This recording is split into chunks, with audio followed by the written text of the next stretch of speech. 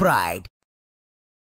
Dear Kenyans, in the last 2 weeks, our country has experienced grave acts of lawlessness, widespread violence, looting, and invasion of private property by persons taking advantage of political demonstrations called by the opposition.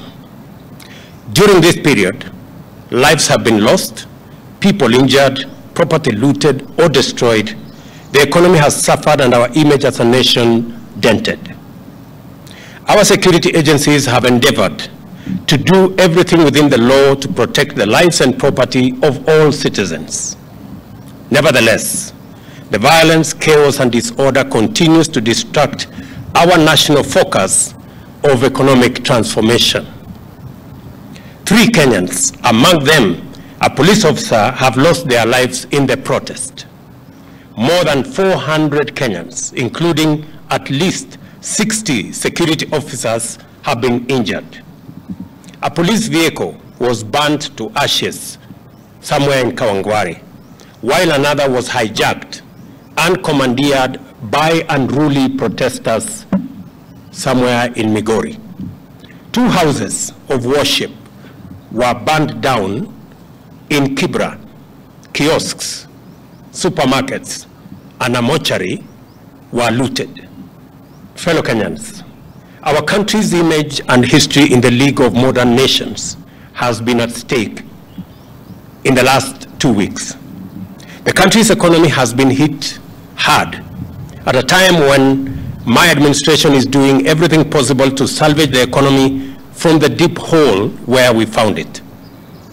My administration has instituted solid measures and policies to attract investors and through their investment create opportunities for millions of our young people to realize their potential, amongst many of the other issues that we are doing as government. Ladies and gentlemen, we cannot allow these efforts to be derailed by acts of violence, chaos, and anarchy.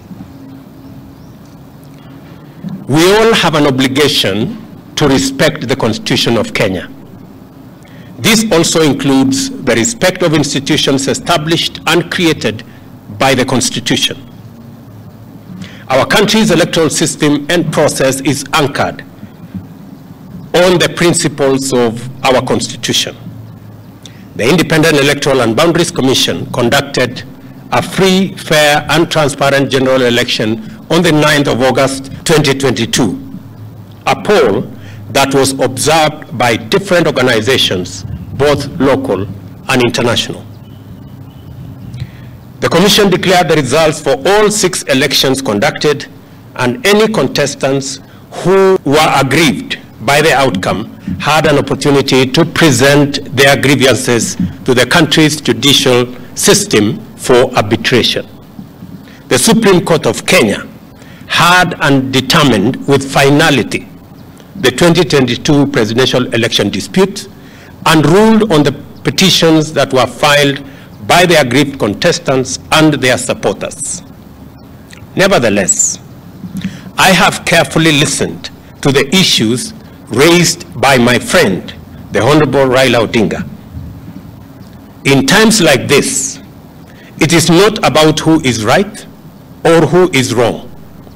Like Winston Churchill said, I dare say, and I quote, "Courage is what it takes to stand up and speak, but it is also what it takes to sit down and listen." I have always been ready to engage Kenyans of all walks of life, including elected and appointed leaders from across the political divide and the religious fraternity, on how to make our country better and prosperous. And in the last 6 months, I have talked to many religious leaders. I have talked to many elected leaders from across the political divide. My door still remains open for honest, objective, and sincere deliberations based on the rule of law and the Constitution. On the reconstitution of the future Electoral Commission, the selection panel that currently is in office is a creation of the law that was passed by the 2 chambers of parliament in response to a court decision. the court clearly stated that one institution, and in this case, Parliament, cannot dominate the process of establishing an electoral commission at the expense of other institutions that have a role to play in the country's electoral process. However, considering the matters raised by our friends in the opposition, I suggest a bipartisan engagement in Parliament on the reconstitution of the IEBC panel within the parameters of the law and the Constitution. In any case, as a Democrat and guided by the Constitution, I, on the 9th of December 2022, sent a memorandum to the Speakers of the National Assembly and Senate requesting the purposive intervention on implementation of the 2/3 gender rule, entrenchment in the Constitution of the Constituency Development Fund, Senate oversight and national gender affirmative action funds, establishment of the position of the leader of opposition, and the improvement of parliamentary oversight of the executive. And for the record, Parliament has already approved the parliamentary oversight of the executive, and shortly, cabinet secretaries will be appearing before the House to answer questions. The other items are still in Parliament. The IEBC selection panel and the future process of recruitment of its commissioners could as well be part of a conversation leading to constitutionally and legally binding proposals through a bipartisan parliamentary process. In other words, I am suggesting that the issues that have been raised by our friends on the matter of IEBC, my suggestion is that this matter can be handled in Parliament by a bipartisan parliamentary process so that we can agree on what it is they have an issue with, and we can adjust as is agreed and as necessary. And therefore, in these circumstances, and in view of the recent events that led to loss of life and destruction of property in the demonstrations that have occasioned in our country for the last 2 weeks, I urge my brother Raila Odinga and the opposition to call off the demonstrations and to give this bipartisan approach a chance for us to take the country forward. Meanwhile, I call on all Kenyans to remain peaceful and law-abiding, and I assure them that the government of Kenya will continue with its sacred duty of protecting their lives and their property, including their businesses. Thank you very much. Tuko na mpango kamili ambayo tunashughulikia gharama ya maisha. Kwa mara ya kwanza tumesajili wakulima milioni 5. Tuko na mbolea milioni 6. Saa hizi wakulima wetu wanashughulika na kupanda chakula kote katika taifa letu la Kenya. Juzi nilitangaza ya kwamba tumeagiza chakula kutoka nje na itaanza kufika wiki hii. Tuhakikishe ya kwamba pale kutakapotokea pengo ya kukosekana kwa chakula kabla hatujapata ile chakula ambayo tunazalisha mashambani na wakulima wetu, tutakuwa na nafasi ya kutumia chakula ambayo tumeagiza kutoka nchi za nje. Tumeagiza mahindi, tumeagiza mchele, tumeagiza maharagwe, tumeagiza chakula ya aina nyingi ambazo tayari tulipatiana ilani kwa wakulima wetu kwamba kama kuna mkulima yeyote ambaye bado wako na chakula katika magala zao waziuze, kwa sababu kuanzia mwezi huu tutapata chakula kutoka nje ya nchi. Na pili, ni watangazie Wakenya ya kwamba Mahali tulipata gharama ya chakula pale ilikuwa shilingi 230. Fikia sasa ni shilingi 180. Kumaanisha ya kwamba zile hatua tumezichukua zimeanza kupunguza gharama ya maisha, lakini mpango yetu ni mpango ambayo inaitwa sustainable. Ndio sababu tunashughulika na wakulima wetu.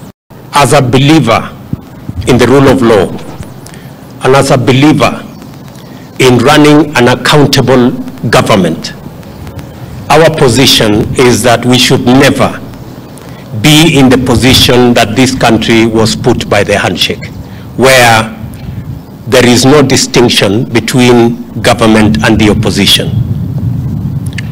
Once you compromise accountability and oversight, you are in for a lot of trouble. Our position is that we want to engage our brothers and sisters on the other side on issues that are important to the people of Kenya, them as an opposition, us as a government. That way, the system of checks and balances remains intact. We've been this road before. We've sorted out matters in a bipartisan way in Parliament before, irrespective of what numbers there are. And in any case, the numbers in Parliament, the difference is not that much from where I sit. So I do not see any threat of any side. And in any case, when we engage in a bipartisan approach, it is not a game of numbers. It is a game of reason and how we put our arguments in a manner that carries not one side, but all sides. That is the essence of a bipartisan approach. We are great believers in free media, and any engagement that puts the media in danger is not acceptable. However, in the context of the violent demonstrations, you agree that there has been a lot of violence against citizens, many citizens, properties, burning or down of buildings, including churches. In that confusion, there could have been incidences where the media was caught in the fray. I do not think there is any deliberate attack on the media. And if there was such deliberate attack on the media, I can tell you, we would be opposed to it, and we would not support it, and we would actually deal with it, because we believe that the media should be left to carry out its duties, its broadcasts, irrespective of how unfair they may be. It doesn't really matter. But the media should be left alone, irrespective of how biased they may be. And just for the record, because I have seen some other people say, oh, maybe the media will be, I don't know what will be switched off. Take it from me. Kenya has come a long way. The era of switching off, I don't know, this or that's way behind us. I have said we will support the right of the media to carry out its function. You have our absolute support, irrespective of how biased you are against us. We will support you. Yeah? We will support you to do whatever it is that you're doing. But I am sure if we exchange positions, if you are standing where I'm standing, you guys would have switched off the media. But us, we will not. Sawa. Asante.